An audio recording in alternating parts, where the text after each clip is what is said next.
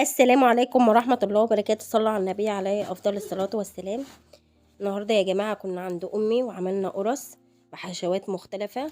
عاوزة قبل ما أبدأ تدعوا لأبويا بالرحمة، ربنا يخلي لنا أمنا. عملنا قرص باللبن الرايب بطريقة سهلة وبسيطة، خليكم معانا.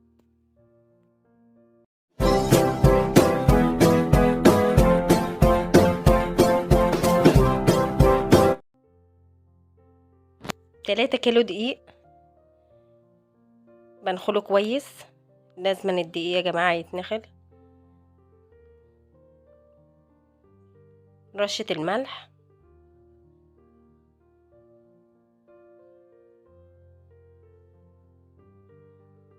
كيسين بيكنج باودر على 3 كيلو دقيق،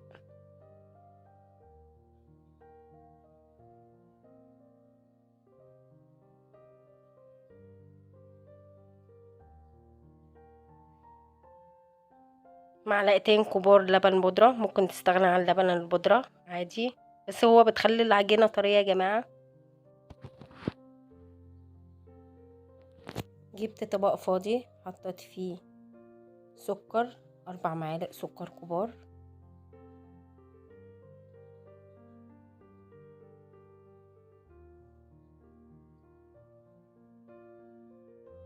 حطيت السكر على الدقيق، جبت كوبايتين سمن سيحتهم على النار، حطيتهم على الدقيق، وكوباية زيت كبيرة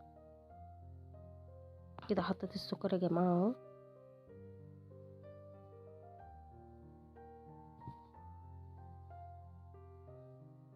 وبعدين هدعك كده الدقيق والسمن والسكر والبيكنج باودر ورشة الملح.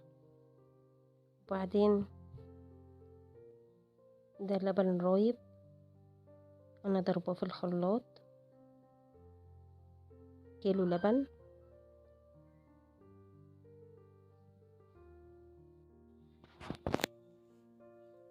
كده حطيت الخميرة، معلقة خميرة كبيرة، خميرة فورية، وكيسين فانيليا،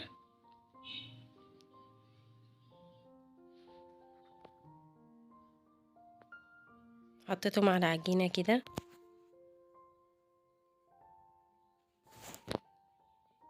هكمل العجينة كده بمية دافية، كده بكمل بمية دافية.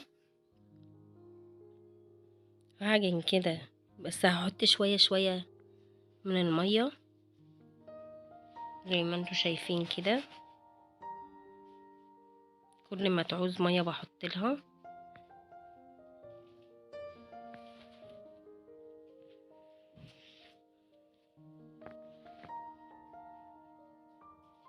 هعجن كده زي ما انتوا شايفين. انا حمصت معلقتين سمسم كبار وحطيتهم على العجينة برضو. هعجن كده زي ما انتوا شايفين. العجينة بقت طرية معايا وجميلة كده يا جماعة اهي. هنسيبها بقى تخمر كده. بعد ما خمرت سبتها ساعة تخمر. هقطعها بقى حسب القرصة اللي انت هتعمليها. انا قطعتها كبيرة شوية. وبعدين كده حشيت، جبت العجوة دي انا عجناها في شوية زيت كده. بحشي العجوة كده، هعملها قرصة كده زي ما انتوا شايفين.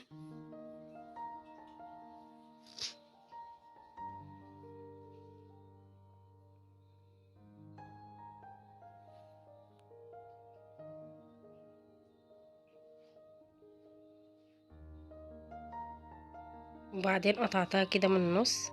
ما عندكيش قطعيها بالسكينة عادي. هعمل معاك واحدة تانية كده. هقفلها كده، هقفل على العجوة. انا حشيت العجينة دي بحشوات مختلفة بالجبنة، وحشيتها بالقرفة وبالسكر. وبالعجوة زي ما انتوا شايفين كده. القرص طرية وجميلة، وممكن تعمليها سادة تبقى حلوة برضو كده. قطعتها بالقطاعة كده، ما عندكش القطاعة دي قطعها بالسكينة. جميلة جدا يا جماعة. عملت معانا كده كمية كويسة من القرص، جميلة جدا، لازم تجربوها اهي يا جماعة. بسيبها تخمر، بعد ما شكلتها بسيبها تخمر. جبت عسل اسمر، ده عسل اسمر، حطيت عليه مية وبعدين قلبت كده وحطيت بالفرشة، وبعدين حطيت عليه سمسم ودخلته الفرن. بقى طلع عندنا بالاشكال دي بحشو الجبنة، وحطيت عليها حبة البركة، وحشيت منها بالقرفة. دي بالقرفة يا جماعة، جميلة جميلة جدا جدا، لازم تجربوها. ألف هنا وشفا، والسلام عليكم ورحمة الله وبركاته.